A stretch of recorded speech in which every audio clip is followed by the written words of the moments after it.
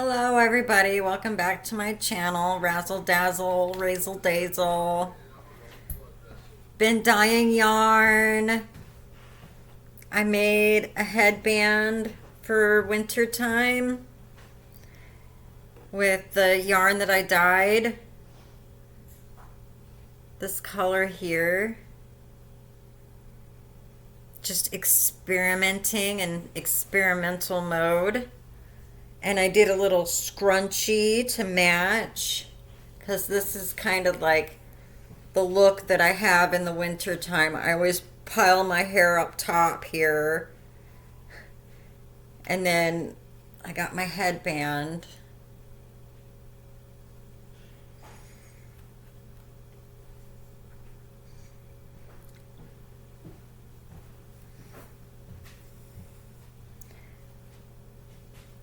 But was just kind of playing around.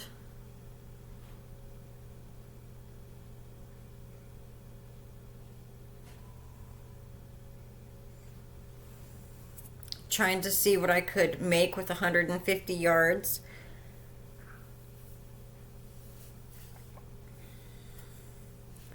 So with 150 yards, and see, here's some leftover. So I could probably do another scrunchie. Or I think I have enough to where I could probably do 2 headbands with 150 yards. So very small projects. But 2 also, if you wanted to mix this with another big twist color, that's also a possibility. So you got all kinds of possibilities, things that you can do. And this is the batch that I did a couple of batches. So here's colors that came out yesterday. Like a tie-dye. And it's a pinkish, purplish, blue color. And I did get a little bit of the speckling when I put the sugar on top of the, well, I did, like, I put the citric acid on top, and then I put sugar on top, and then I sprinkled the dye powder. And that's what I got with the acrylic yarn. A little bit of a tie-dye effect. And it's actually very subtle. Here's what it looks like when I balled it up. And I was down at the Marshmallow Festival. We went to the car show in the morning. And then later on that night, we went and listened to the band play music and got to meet some family members. And little Sabrina, she's 4 years old, and she saw me crocheting because I grabbed one of these real quick and took it with me down to the Marshmallow Festival and started crocheting another headband. And I measured her head because she was really interested in what I was doing and she was trying to help me. And I thought, well, I'll make her a little headband so she can have one in the winter time. So that's what I'm working on now. And this is that blue, purple, pink color. And this is how it's turning out when I work it up in crochet. So it's very subtle, and it's just got these little speckle flecks of color in it.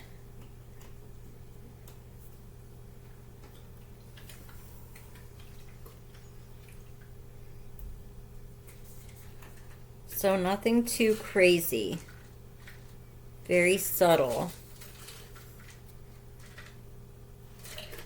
It just looks like it's crazy when it's like this and you think, oh wow, but it's nothing too crazy yet. Just very light. It's actually really pretty how you get them, just these little pops of color.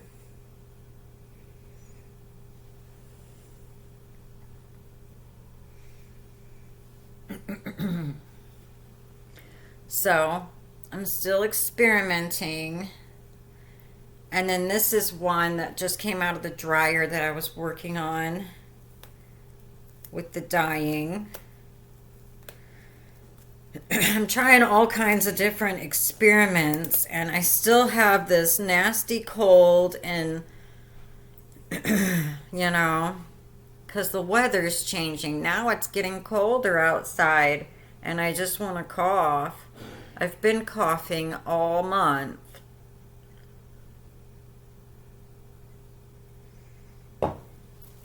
So here's just an organza bag that I've been putting in the washer and dryer so my yarn doesn't get knotted up.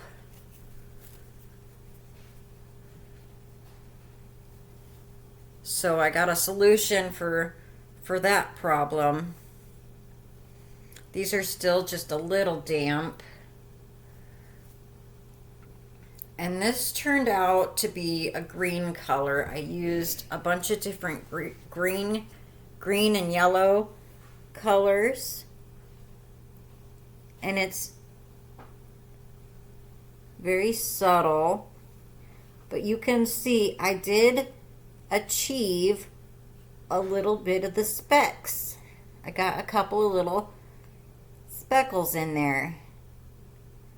Nothing too crazy, but I got a few speckles.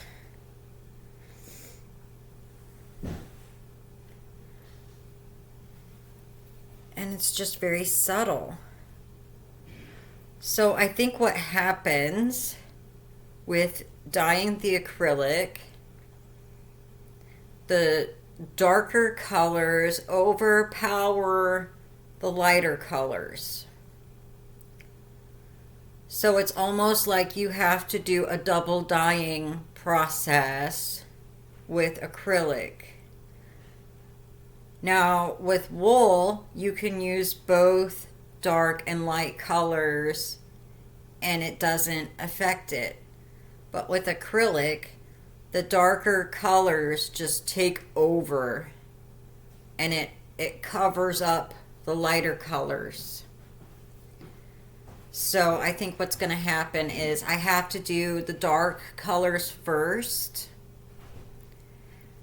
And then once I get through the whole process of dyeing the dark color in the yarn, washing and drying it, then I have to go back in and do the whole process over again with lighter colors. So the dark colors don't take over and overpower the light colors.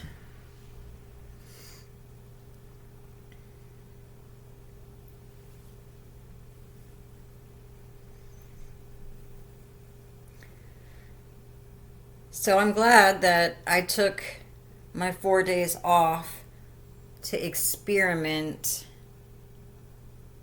with dyeing the acrylic. It is very difficult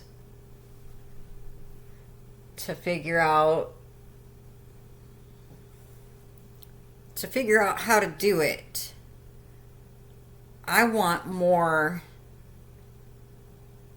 color. I want the dark and the bright light colors together. So in order for me to do that, I have to do a double dye. But if that's what we got to do, that's what we got to do.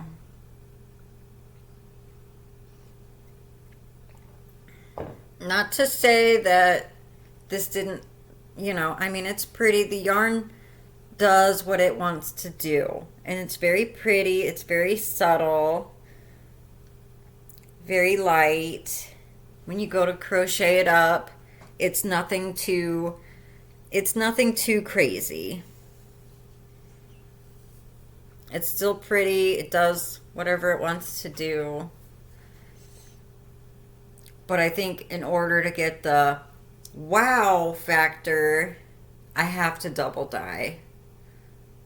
And that's what I'm going to do today. I'm going to do purple.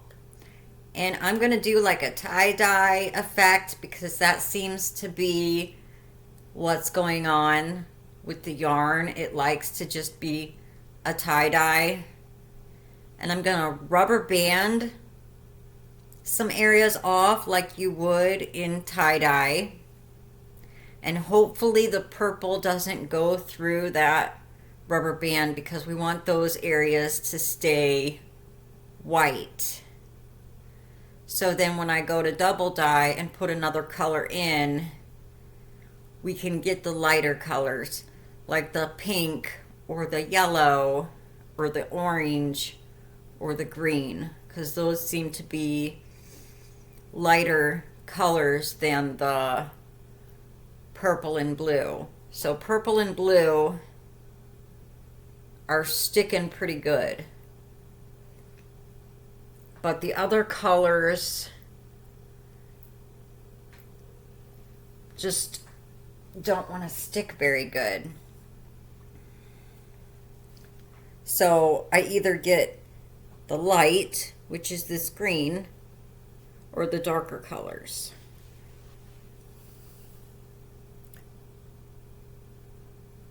But see, wouldn't it be pretty if I could mix those together? And that would involve a double dye.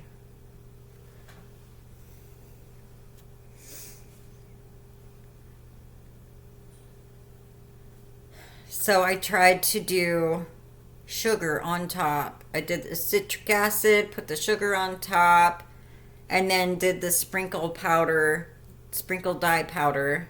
And that did give me a little bit of a speckle look. I think I want to try sugar that's a little bit more the rockier, that are a little bit more bigger chunks of sugar than the granulated, because I thought, well, maybe that'll give me more of a speckle look. I don't know, because I don't have any of that chunky sugar, but I thought I'd experiment and try that to see if I get more speckles. Because with the granulated sugar, I just get a little bit of speckle, but it's not like, wow, it's not a lot.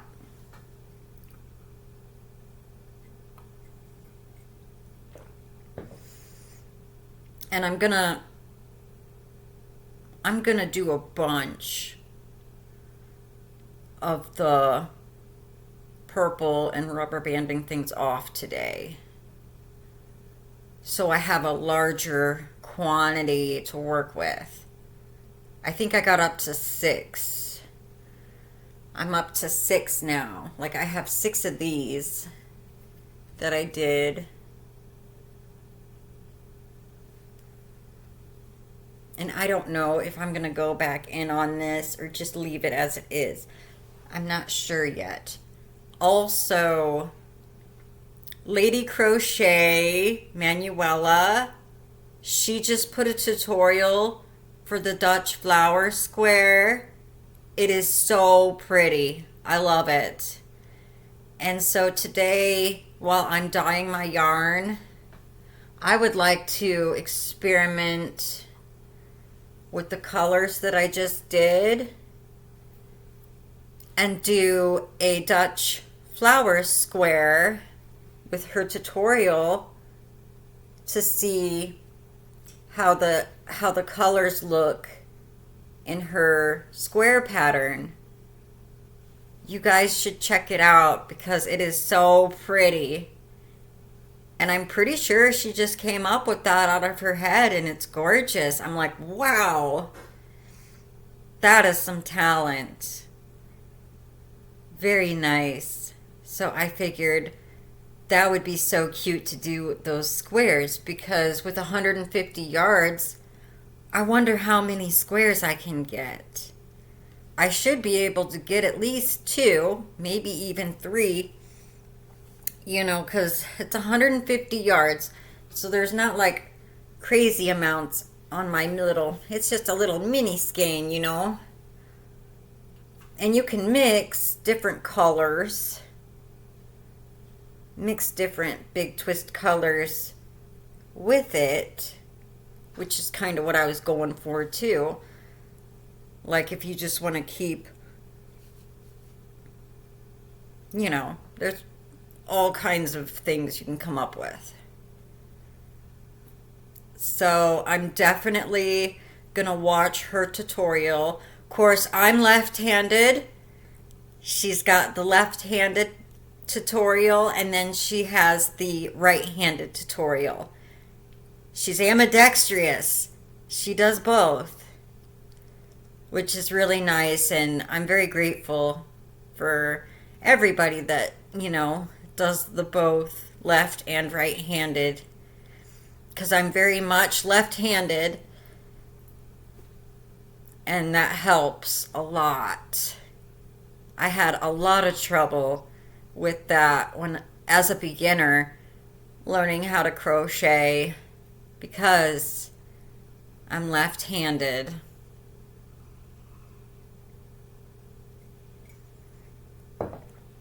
It's challenging, and I don't want anybody to be discouraged that they're left-handed either, because it sparks your imagination more, and that's a good thing. The creativity and the imagination, and kind of letting things do what they want to do. Just like this yarn, it just has a mind of its own, and it just does whatever it wants to do, and you just go with the flow. You just have to let things go as they go. So yeah, I'm just excited. I want to start the Dutch flower square that Manuela came up with, and use some of my yarn that I dyed to see how many squares we can make with 150 yards, and also see how the colors look so far. But I'm pretty sure I'm going to have to do a double dye, because I want both dark and light colors in the yarn. And then I do have another dye order coming with different colors of dye. And I've got black dye powder. I want to get close to a galaxy type of a yarn that has like the pink, the purple, the blue, some little black specks. I don't know what I'm thinking, but I had a couple of pictures to kind of give me an idea of how I want it to turn out. I just don't know how it's going to turn out. I think we're really going to get this tie-dye effect with this acrylic, because the acrylic yarn, it's just going to do what it wants to do, and I can't control it. I have no control. No control over how these colors are going to turn out. But we're going to have fun with it. And whatever I get is what I'm going to get, because I can't write this down on a recipe card. There's no way. And I have a lot of respect for those yarn dyers out there that do it as a profession. All these steps that they have to go through in order to recreate that same pattern of color on the yarn. to be able to make 100, 200 hanks that have that same dyed color print in it, it's insane. You have to follow like every tiny little step, and there could be like 30 steps in order to achieve that look and to be able to do that large amount of quantity. Mind-boggling, because if you skip a step or you make a mistake, yeah, you're not gonna get that same look.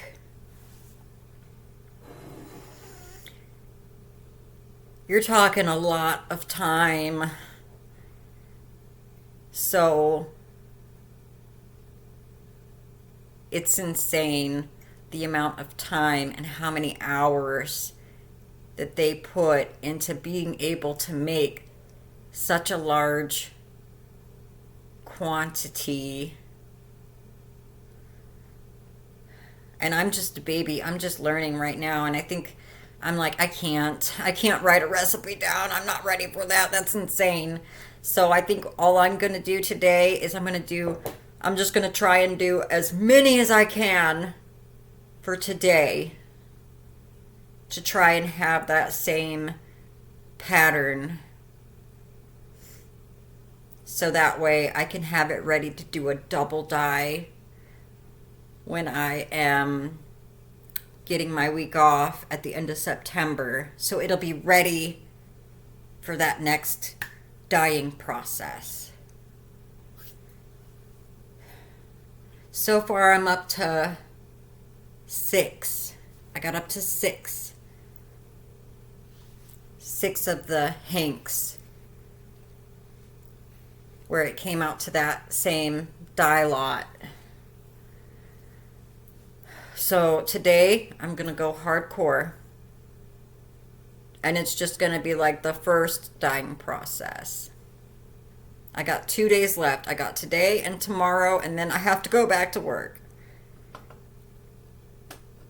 And it's kind of hard juggling because we have that festival going on. So we've been going down there and getting food, really expensive food, because I can't really cook anything because I'm using my oven, and I have to clean my oven when I'm done.